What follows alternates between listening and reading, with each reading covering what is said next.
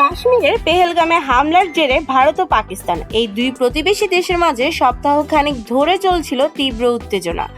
এরপর গত বুধবার মধ্যরাতে পাকিস্তানে ক্ষেপণাস্ত্র হামলা চালিয়ে একরকম আগুনে ঘি ঢালে ভারত, যার নাম দেওয়া হয় অপারেশন সিঁদুর।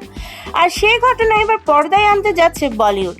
সীমান্তে খানিক উত্তেজনা হলেই যা পর্দায় চলে আসে, সেখানে ক্ষেপণাস্ত্র হামলার মতো বিষয় ভারত পর্দায় ফুটিয়ে তুলবে না সেটি বলার বাকি রাখে না।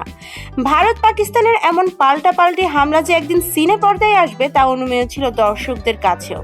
অবশেষে দর্শকদের সেই প্রতিরক্ষার অবসান ঘটতে চলেছে হয়তো।